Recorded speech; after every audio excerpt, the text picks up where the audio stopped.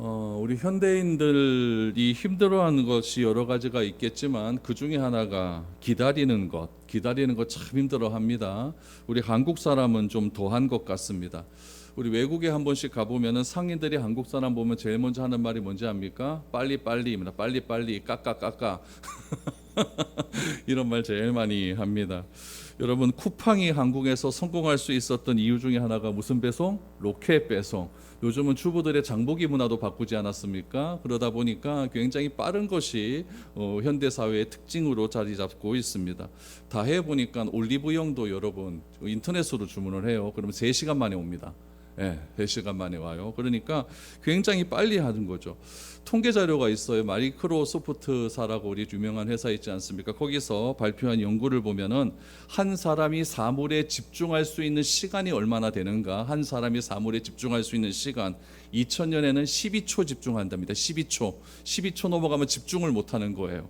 근데 2015년에는 몇 초로 줄었는지 아십니까? 8초. 그럼 10년 전에 자료가 8초니까 오늘날은요 5초, 6초? 그러니까 유튜브를 보더라도 쇼츠를 보는 거죠. 그렇죠? 1분 내에 모든 것이 승부가 돼야 되는 것입니다. 그러니까 기다리지 못하는 것이 오늘날 우리가 살아가는 사회적 현상이다라는 것을 알 수가 있어요. 우리가 살아가는 사회는 기다리지 못하는 문제, 기다림의 문제에 있어 굉장히 취약하다는 것을 알 수가 있는 거죠. 근데 하나님은 뭐라고 말씀하시는가? 하나님은 우리 인생에서 기다림이라고 하는 시간을 주셔서, 인내라고 하는 시간을 주셔서 이 기다림이라고 하는 시간을 통해 하나님을 좀 더 믿고 신뢰할 수 있는지를 살펴보고 계신다라는 것을 알 수가 있습니다. 믿음과 기다림은요 동전의 양면과도 같아요. 그래서 이 기다림을 통해서만 믿음을 얻을 수가 있고 믿음이 커가는 과정은 기다림의 과정이다라는 것을 알 수가 있어요.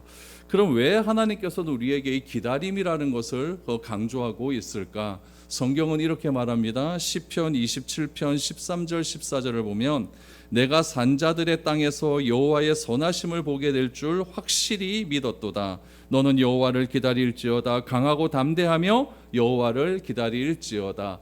하나님의 선하심을 이 땅에서 보게 될 것인데 그걸 확실히 믿는데 그걸 어떻게 알 수 있다? 여호와를 기다리면 된다. 어떻게 기다려요? 강하고 담대하면서 여호와를 기다려라. 확신을 가지고 기다려라 라고 이야기를 하는 것이죠. 여러분, 우리가 이런 말씀을 보면 그런갑다 또 이렇게 생각을 할때라도 또 우리는 또 반대로 또 이렇게 생각을 해요. 내가 기도하면 기적적인 일들을 내 삶 속에서 좀 빨리 좀 발생하게 해 주셔서 하나님을 더 믿을 수 있도록 하는 것이 더 효율적인 것이 아닌가 이렇게 생각할 때가 있어요. 로켓 배소처럼 로켓 믿음 이런 게 우리한테 오면 얼마나 좋습니까? 새벽 믿음. 오늘 저녁에 기도하면 새벽에 딱 되는 거예요. 그런 믿음이 딱 되면 얼마나 좋겠습니까? 그러나 여러분, 기다림이라고 하는 것은요 믿음에 있어서 굉장히 중요한 문제라는 것이죠. 우리가 믿음의 조상이라고 하는 아브라함, 이 아브라함도 기다림의 문제에 있어 꽤 취약점을 가진 그런 사람이었습니다. 아브라함과 사레는요 75세에 하나님을 떠나는 것으로 믿음이 출발을 합니다. 아브라함이 말씀을 따라 하나님을 떠날 때에 하나님은 아브라함에게 엄청난 복의 약속을 해 주셨습니다. 그로부터 10년이 지납니다. 75세 때 떠났으니까 85세가 되었어요. 이 말은 아브라함과 사레가 하나님의 말씀을 떠나 하란을 떠난 지 10년이 지났고 약속에 대한 기다림이 10년이 지났다라는 것과 똑같은 의미가 있는 겁니다. 사레의 입장에서는 65세 때 하란을 떠났기 때문에 75세가 되었다라는 이야기죠. 65세가 떠났는데 65세 때 하나님의 엄청난 약속을 받고 떠났는데 75세가 되었어요. 가만히 보니까 하란이 이제 내가 아기를 못 낳을 것 같은 몸이 되었다라는 생각이 들기 시작하는 것이죠.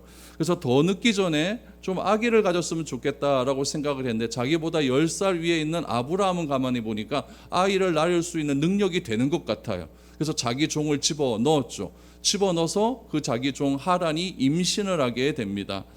그리고 이스마엘을 낳았어요. 사레의 이런 행동을 어떻게 우리가 평가할 수 있을까요? 사회적으로 보면은 여러분, 사레의 이런 행동은 여성이 참 지혜롭다, 참 이렇게 지혜로운 행동을 했을 것이다 라고 생각을 할 수가 있지만 하나님의 계획과는 정반대로 가고 있는 것이겠죠. 하나님은 이 기다림이라고 하는 시간을 통해서 하나님께서 자기가 어떤 분이신지를 나타나기를 원하시고 계신데, 그 기다림을 기다리지 못하고 자기의 생각대로 이렇게 일을 저질렀다라는 것이죠. 이스마엘이 하갈을 통해 태어납니다. 그리고 몇 년의 시간이 더 흐르냐? 13년의 시간이 더 흘렀습니다. 우리 오늘 본문 1절을 한번 보시죠.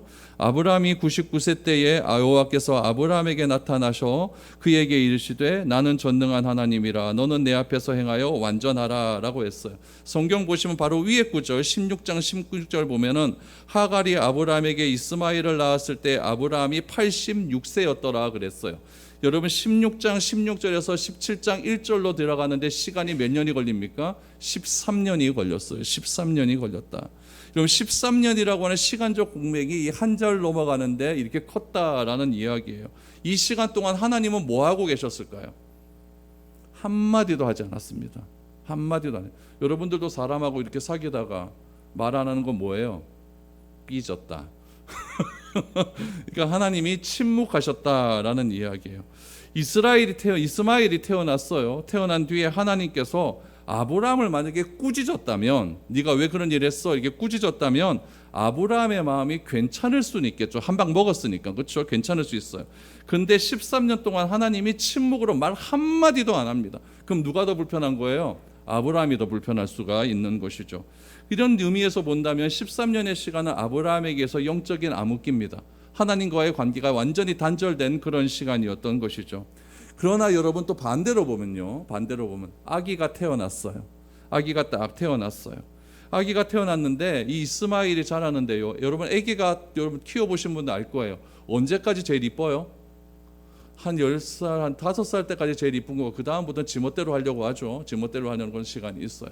그럼 여러분 비록 하나님과의 관계는 끊어졌지만 아브라함에서 입장에서 보면 요 아기 때문에 너무너무 좋은 거예요. 아기가 쌩글쌩글 웃어요. 그리고 어느 날 갑자기 아기가 아빠 이러는 거예요. 그럼 미쳐버리는 거죠. 막 이런 일들이 막 지속되고 있는 것이죠. 그러니까 이스마엘이 자라는 요 13년이라고 하는 기간은요, 아기가 가장 이쁠 때고 가장 귀여울 때고 가장 사랑스러운 시간이었어요. 나이가 많은 아브라함에게는요, 아들로 인해서 기쁨이 굉장히 크게 찾아왔을 것입니다. 그러나 그 기쁨은요, 완전한 기쁨은 아니었어요. 아브라함은요, 무엇인가 잘못되었다는 것은 분명히 알고 있었습니다. 그런데 하나님이 말씀을 하지 않아요. 내가 잘못되었다는 것을 알고 있는데 하나님께서 한마디만 하셨어도 하나님 죄송해요, 이 말하면 다 끝나는 것 아니겠습니까? 근데 하나님이 말씀을 하지 않아요. 그러니까 기다리지 못하여서 이스마엘을 낳았다라고 하는 사실은 결국 아브라함이 자기 마음대로 행동했다, 영적인 침체기가 찾아오는 원인이 아브라함에게 있었다라는 것을 알 수가 있어요. 겉으로는 어때요? 아들 때문에 기쁜 거예요. 아들이 재롱 부릴 때마다 얼마나 기쁜지 모릅니다. 그러나 영적으로는 어둠의 시간이었습니다. 그럼 이 시간 동안, 이 어둠의 시간 동안 아브라함이 아무것도 안 했을까요? 그렇지는 않습니다. 하나님께 기도했을까요? 안 했을까요? 했을 것 같아요. 하나님의 이름을 불렀을까요? 안 불렀을까요? 불렀을 것 같아요. 그런데 하나님이 반응이 없습니다. 반응이 없으니까 더 미치는 거예요. 더 힘든 거예요. 그런 과정 가운데 하나님의 반응이 없으니까 아브라함이 마음이 안 좋아 눈물도 흘렸을 것이고, 하나님에 대한 반응이 없으니까 절망도 있었을 것이고, 반응이 없으니까 이것으로 나와 하나님은 끝났구나, 이런 생각도 했을 것 같습니다. 그런데 그런 생각을 했을 즈음에 13년 만에 갑자기 하나님께서 나타나십니다. 그리고 하나님께서 영적으로 침체기에 들어간, 절망 가운데 들어간 아브라함을 새롭게 일으키기 위한 프로젝트를 만들기 시작하는 것입니다. 여러분, 이 말씀은 오늘 우리가 살아가는 우리에게도 굉장히 중요한 말씀입니다. 내가 계획하는 것이 있어요. 내가 여러 가지로 내가 준비하는 것이 있어요. 그런데 그런 것들을 놓고 하나님께 기도합니다. 근데 하나님께서 아무 말씀도 안 하시는 것 같아요. 설교를 들어도, 기도를 해봐도, 말씀을 들어봐도, 말씀을 읽어봐도 뚜렷한 반응이 없는 것 같아요. 그래서 내 계획대로 밀고 나갑니다. 나갔더니 그 일이 굉장히 잘 돼요. 잘 되고 내가 계획하는 것 이상으로 잘 되는 것 같습니다. 이스마엘을 얻어서 이스마엘을 통해서 기쁨을 얻었던 아브라함과 똑같은 기쁨을 얻을 수 있어요. 근데 마음 가운데 찜찜함이 있어요. 하나님이 뭔가 반응을 보이셔야 되는데 반응이 보이지 않을 때예요. 그때 하나님께서 우리들에게 과연 어떤 것으로 우리를 회복시켜 나가게 될까? 오늘 말씀을 통해서 한번 살펴보았으면 좋겠습니다. 첫 번째, 하나님께서 세우고자 하는 첫 번째 방법은 하나님의 새로운 이름을 말씀해 주십니다. 하나님의 새로운 이름을 말씀해 주십니다. 오늘 1절 말씀해 보니까 하나님께서 새로운 이름을 말씀해 주시는데 13년 만에 나타나서 자기의 이름을 뭐라고 말씀하시느냐? 나는 전능한 하나님이다. 이것을 여러분 히브리어로 엘 샤다이라고 말합니다. 엘 샤다이. 엘은 하나님, 샤다이는 전능한. 엘 샤다이. 나는 전능한 하나님이다 라고 말씀을 해주셔요. 여러분, 하나님의 이름에는요, 권능과 권세와 성품이 다 그대로 담겨져 있습니다. 하나님의 이름에는요, 능력도 있고 약속도 숨겨져 있습니다.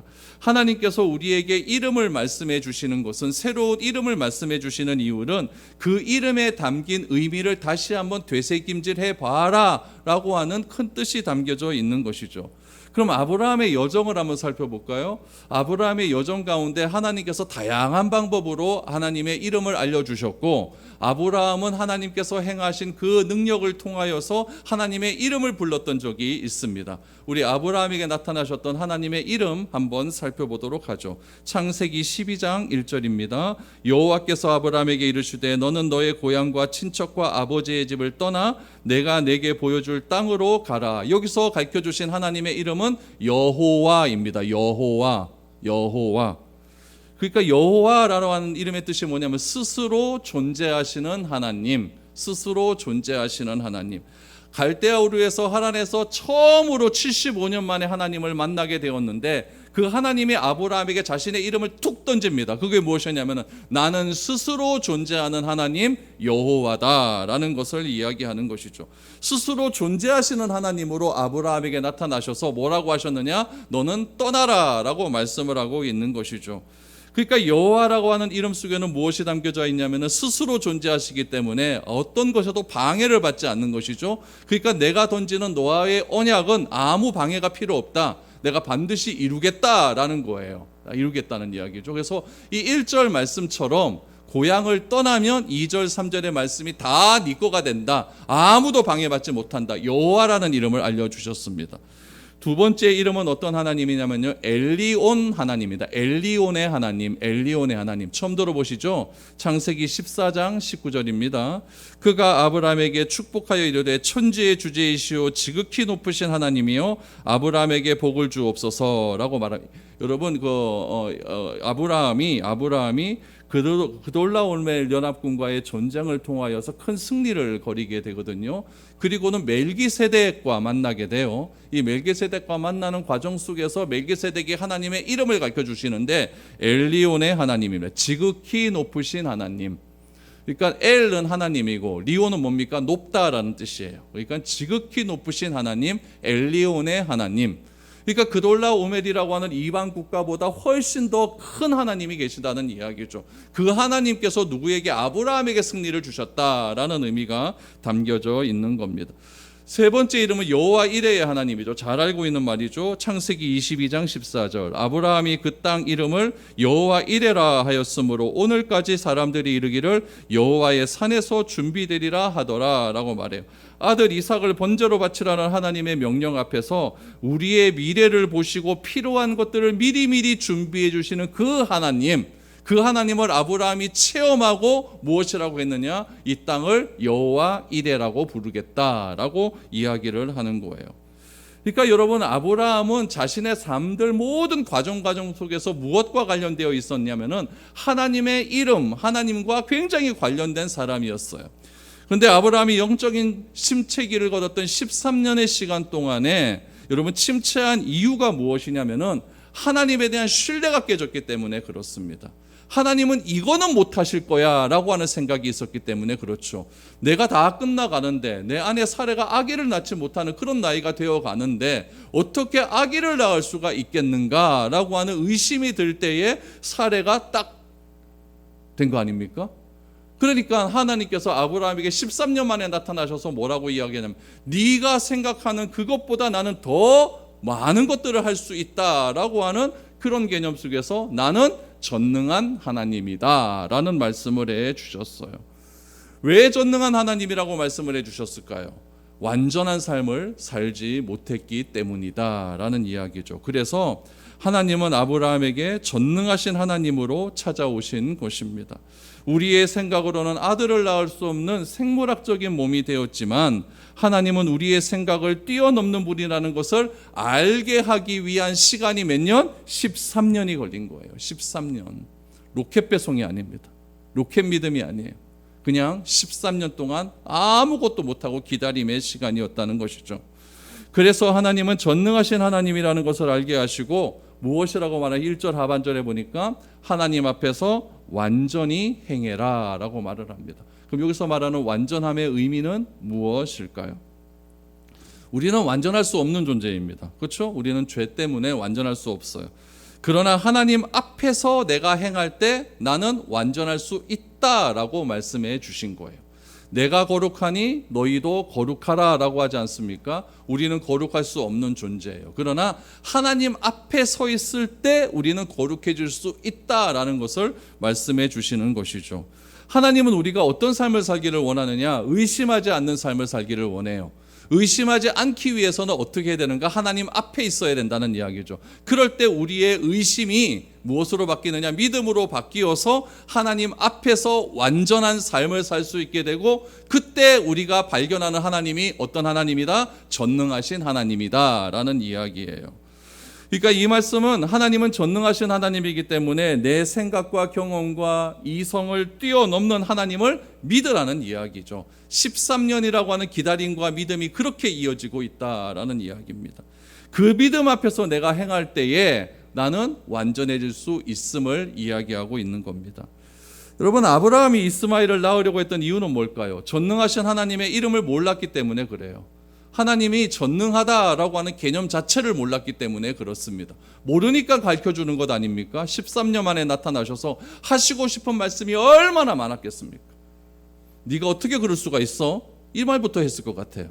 그런데 하나님은 첫 마디가 나는 전능한 하나님이다. 자신의 존재를 분명하게 알려주고 있는 것이죠.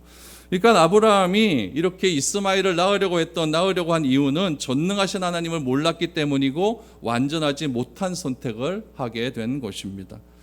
우리는요, 누구 앞에 서 있는가 여기에 따라서 사람이 달라집니다. 아브라함이 애굽으로 도망치지 않습니까? 가나안으로 왔다가 가나안에 딱 도착할 기근이 있으니까 먹고 살자고 애굽으로 도망을 칩니다.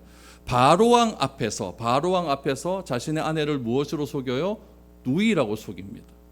베드로는요, 주님 앞에 있을 때 나는 내가 죽는다고 할지라도 절대로 나는 주님을 배신하지 않겠다, 주님을 따르겠다고 했지만 주님 앞에 서 있지 않고 여종 앞에서는 주님을 부인하고 배신하고 저주하게 됩니다. 엘리야는요, 갈멜산의 하나님 제단 앞에서 바알과 선지자 750명을 물리치는 놀라운 능력을 행했지만 이세벨 앞에서는 어떻게 했느냐? 두려워 도망쳐 영적으로 침체되는 모습을 보게 됩니다. 여러분, 한 주간 우리는 누구 앞에서 살았습니까? 누구 앞에서 살았기에 그렇게 우리가 기도할 때마다 한 주간의 우리의 삶을 용서해 달라고 그렇게 기도하고 있을까요? 내가 넘어진 이유는 하나님 앞에서 행하지 않았기 때문에 그렇습니다. 내가 잘못된 선택을 한 이유는 하나님 앞에서 행하지 않았기 때문에 그렇습니다. 그러나 오늘 이 시간 우리는 어떤 하나님을 알게 되었다? 전능하신 하나님. 그 전능하신 하나님을 알게 되었다라는 것은 엘샤다이의 하나님 앞에서 내가 행할 수 있는 믿음만 있다고 한다면 우리는 부족하지만 완전한 삶을 살 수 있게 됨을 믿으시기를 바랍니다. 이번 한 주간 완전한 삶을 살게 되기를 바랍니다. 하나님은 이처럼 완전한 하나님, 전능하신 하나님으로 아브라함에게 나타나셔서 그의 믿음을 회복시켜 주십니다. 두 번째로 사용하신 방법은 언약을 다시 기억나게 해주십니다. 언약을 다시 기억나게 해주신다. 2절 이하를 보십시오. 내가 내 언약을 나와 너 사이에 두어 너를 크게 번성하게 하리라 하시니 아브라함이 엎드렸더니 하나님이 또 그에게 말씀하여 이르시되 보라 내 언약이 너와 함께 있으리니 너는 여러 민족의 아버지가 될지라 라고 이야기해요. 하나님의 언약이 어디에 있다고 이야기합니까? 너와 나 사이에. 너와 나 사이에. 이게 중요한 거예요.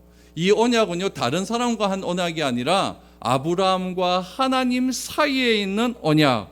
그 너와 아브라함과 하나님 사이에 언약을 두겠다라고 하셨어요. 그리고 그 언약을 통해서 어떻게 한다? 번성할 수 있을 것이다. 번성할 것이다 라고 말을 해요. 그러니까 여러분, 이 말씀이 언제 하셨던 말씀이에요? 24년 전에 하신 말씀이에요. 그렇죠? 그러니까 아브라함이 떠날 때 하셨던 말씀 아닙니까? 이걸 다시 한번 기억나게 해주시는 거예요. 그러니까 아브라함이 지금 이런 일을 벌이는 이유는 말씀을 잊어버렸기 때문에 그런 거예요. 언약을 잊어버렸기 때문에 그런 것이죠. 하나님께서 잊어버리셨나 보다. 그런데 하나님께서 그 언약을 다시 한번 재확인시켜주는 과정이 나오는 거예요. 특별히 강조하는 것은 이 언약은 너와 나와의 언약이다 라는 것을 강조하고 있는 것이죠. 그러자 아브라함의 태도가 바뀝니다. 어떻게 바뀌어요? 아브라함이 엎드렸다라고 얘기해요. 여러분, 구약 성경에서 엎드렸다라고 하는 말이 나오면요, 이건 굉장히 중요한 표현이에요. 참된 예배를 드렸다라는 의미예요. 엎드리다라고 하는 것은 이마가 땅에 닿는다라는 의미가 있거든요. 그래서 여러분, 이슬람 사람들 하루에 5번씩 기도할 때 이마가 땅에 닿도록 이렇게 엎드리면서 절하면서 메카를 향하여 그렇게 기도하지 않습니까? 그러니까 땅에 엎드렸다라는 것은 참된 예배를 드리기 시작했다. 그러니까 13년 동안 아브라함이 하나님께 기도도 했어요. 제사도 드렸어요. 근데 반응이 있습니까? 없어요? 없어요. 그런데 하나님의 말씀을 듣고 참된 예배가 시작이 되니까 하나님이 반응하십니다. 또 말씀하세요. 그렇지 않습니까? 또다시 말씀하여서 뭐라고 이야기하냐면은, 여러분, 그에게 다시 한번 이 언약을 재확인시켜 주고 있다는 이야기죠. 그러면서 아브라함과 함께 할 것이다 라는 것을 다시 한번 강조해 주고 있는 것이죠. 그래서 5절에 보면은 아브라함의 5절에 보면은 4절에 보니까 너는 여러 민족의 아버지가 될 것이다. 너는 여러 민족의 아버지가 될 것이다. 이 약속이 진짜 이루어졌을까요? 안 이루어졌을까요? 이루어집니다. 1차적으로 보면요, 이스마엘에게 난 후손까지도 여러분 다 포함이 됩니다. 아브라함이 훗날요, 사레가 죽어요. 사레가 죽고 난 다음에 새 장가를 들거든요. 그두라라고 하는 여인을 취해서 새로운 장가를 듭니다. 그두라를 통해서 난 자손도 네 자손이다라는 확인을 시켜주는 거예요. 우리 창세기 25장 1절에서 4절을 보시죠. 아브라함이 후처를 맞이하였으니 그의 이름은 그두라라. 그가 시므란과 욕단과 무단과 미디안과 이스박과 수아를 낳고 욕사는 스와와 드단을 낳았으며 드단의 자손은 아수르 족속과 루두시 족속과 르움미 족속이며 미디안의 아들은 에바와 에벨과 한옥과 아비다와 엘다이안이 다 그두라의 자손이었더라 라고 나오죠. 여기서 여러분 아는 자손이죠. 3절에 보니까 무슨 족속? 아수르 족속 나오죠. 그러니까 아수르도 다 아브라함의 후손인 거예요. 그렇죠? 그렇게 괴롭혔던 아수르 그렇죠? 다 아브라함의 후손인 거죠. 훗날 아브라함의 아들인 이삭은 또 누구를 낳습니까? 에서와 야곱을 낳고, 에서의 후손은 또 누가 됩니까? 에돔이 됩니다. 창세기 36장 1절, 에서 곧 에돔의 족보는 이러하니라. 에돔이 여러분 저쪽 그 요르단 그 바위 틈에서 살거든요. 오바댜, 성경 보면 오바댜 있죠? 오바댜를 저주하는 내용이 에돔 족속에 대한 내용입니다. 그러니까 에돔 족속도 아브라함의 후손이었다라는 것을 알게 돼요. 그러니까 여러 민족의 아버지가 된다라는 의미는 이스마엘의 후손, 아브라함의 후처인 그두라의 후손, 에서의 후손, 에돔까지도 다 염두에 둔 것이다라는 이야기예요. 그러나 여러분 2차적으로 보면 어느 후손까지 염두가 될까요? 그리스도 안에서 언약의 복을 받은 우리 모두까지 포함된 것이다라는 거예요. 창세기 12장 3절을 보세요. 너를 축복하는 자에게는 내가 복을 내리고 너를 저주하는 자에게는 내가 저주하라니 땅의 모든 족속이 너로 말미암아 복을 얻을 것이라 하신지라 라고. 땅의 모든 족속이라. 땅의 모든 족속. 그러니까 아브라함의 영적인 자손, 예수를 그리스도라 믿어 하나님의 자녀가 된 모든 후손까지 다 포함한 자손, 그 민족의 아버지가 될 것이다. 언제 이 말이 나왔다고요? 아브라함이 예배드린 후에, 아브라함이 엎드린 후에. 우리에게 말씀은 굉장히 중요합니다. 예수님께서 십자가에서 죽으시고 장례를 치를 때에 가장 먼저 무덤에 도착한 사람들은 여인들이었습니다. 이 여인들은 예수님을 너무나 사랑했던 여인들이죠. 무덤에 도착하자 예수님의 시신이 없습니다. 두렵기 시작을 해요. 그때 천사를 만나게 됩니다. 그때 천사가 여인에게 한 말이 중요합니다. 누가복음 24장 6절 이하를 보시죠. 여기 계시지 않고 살아나셨느니라. 갈릴리에 계실 때에 너희에게 어떻게 말씀하셨는지를 기억하라. 이르기를 인자가 죄인의 손에 넘겨져 십자가에 못 박히고 제3일에 다시 살아나야 하리라 하셨느니라 한데, 그들이 예수의 말씀을 기억하고 무덤에 돌아가 이 모든 것을 11사도와 다른 모든 이에게 알리니 라고 했어요. 여기서 중요한 게 있어요. 6절과 8절에 나오는 단어가 중요해요. 6절에 뭐가 나오냐면요, 너희에게 어떻게 말씀하셨는지를 기억하라. 8절에 보면 뭐라고 나오냐면 그들이 예수의 말씀을 기억하고, 이 기억하다라는 말이 중요해요. 그럼 천사는 두려워하는 여인에게 무엇을 기억하라고 이야기했냐면은, 여러분 6절 다시 보시면요, 갈릴리에 계실 때, 살아있을 때죠. 갈릴리에 계실 때 어떤 말씀을 했었는지 기억하라 그랬더니 7절에 보니까 그 말씀이 딱 기억났어요. 인자가 어떻게 된다? 죄인의 손에 넘겨져 십자가에 못 박히고 제3일에 살아나야 한다. 이 말씀이 딱 기억이 났어요. 그래서 8절에 보니까 그들이 예수의 말씀을 기억하고 그랬다는 이야기예요. 기억하고. 그래서 그 두려워하는 마음이 쌍그리 다 사라지는 것이죠. 사라져서 기쁜 마음으로 사도들에게 부활의 소식을 알려줄 수 있었다는 거예요. 여러분, 내가 회복할 수 있는 건 딴 게 아니에요. 하나님의 말씀이에요. 하나님의 말씀이 뭐 해야 된다? 기억이 나야 되는 거예요. 기억이 나야 되는 거예요. 근데 기억에는요, 조건이 있어요. 어떤 조건이냐면은 기억의 재료가 있어야 된다는 이야기예요. 우리들도 어릴 때 여러분들도 추억이 있지 않습니까? 추억이라고 하는 것은 뭐냐면 내가 어떤 장소, 어떤 음식, 우리 부모님과 같이 행했던 어떤 행위들, 그런 것들이 여러분 있을 때에 기억이 나는 거예요. 까맣게 잊어먹고 있었는데 아버지 엄마랑 어렸을 때 한번 갔던 그 장소에 갔더니 그때 일이 싹 다 기억이 나는 거예요. 왜 기억이 납니까? 그 재료가 있으니까요. 그때 행했던 일이 있으니까요. 그러니까 우리가 내가 말씀에 기억이 난다라고 하는 것은 뭐가 있어야 되냐면은 기억날 만한 재료가 있어야 된다는 이야기죠. 그 재료가 뭐겠습니까? 하나님의 말씀을 듣는 거예요. 그 재료가 뭐겠어요? 내가 하나님의 말씀을 매일매일 읽는 거예요. 그 재료가 뭐겠습니까? 내가 특별한 경험을 하는 것이죠. 그것이 아무 때도 기억이 나지 않다가 다 잊어버리고 있다가 오늘 이 여인들도 누구의 말씀 때문에, 천사들의 말씀 때문에 기억이 났듯이 하나님도 우리가 기억날 수 있도록 누구를 보내주셨어요. 누구를? 성령님을 보내주셨어요. 성령님은 우리에게 어떤 분으로 오시느냐? 기억나게 하시는 하나님이에요.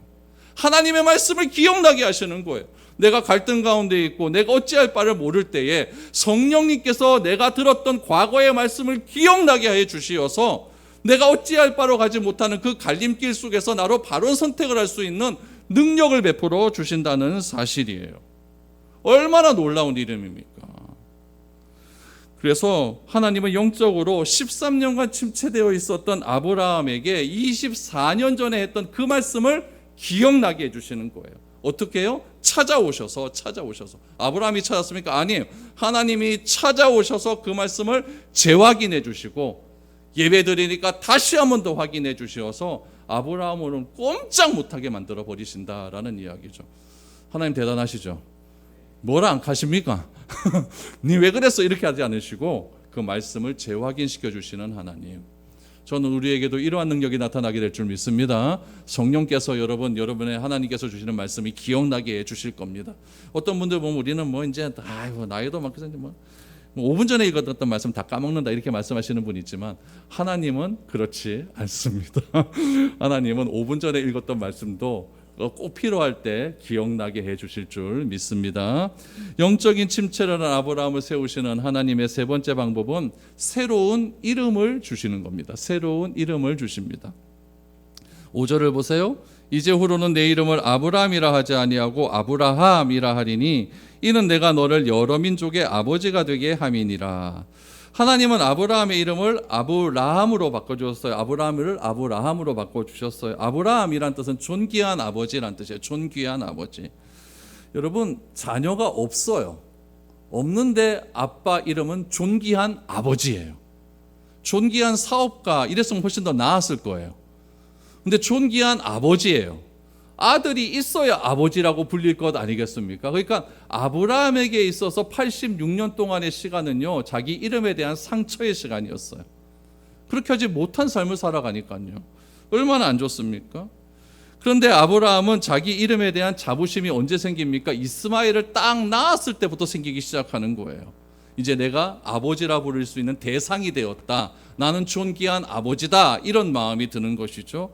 그런데 13년 만에 하나님께서 전능하신 하나님으로 딱 나타나서 하시는 말씀이 뭐냐면은, 너 이제 존귀한 아버지 하지 마.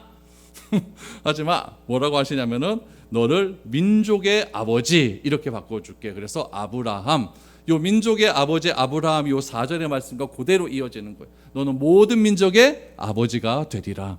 그러니까 너는 이스마엘의 아버지가 되지 말고 모든 민족의 아버지가 되라라고 이야기를 하는 것이죠. 아브라함이 여러분 존귀한 아버지라고 하는 이름을 가지고 있었을 때 그 상처가 치유되는 방법은 딱 하나밖에 없었습니다. 내가 아버지로 불리움을 받으면 된다는 이야기죠. 근데 여러 민족의 아버지는요, 내 힘으로 될 수는 없는 노릇이에요. 오직 전능하신 하나님의 아버지를, 하나님을 믿는 것, 하나님 앞에서 완전하게 행할 때 내가 얻어질 수 있는 이름이 아브라함이었습니다. 하나님은 아브라함을 아브라함으로 바꾸어 주셔서 이 아브라함이라고 하는 이름은 믿음으로 살 때만 가능하다라는 것을 알려주신 겁니다. 사례는 어떻습니까? 15절 16절 하나님이 또 아브라함에게 이르시되 내 아내 사례는 이름을 사례라 하지 말고 사라라 하라.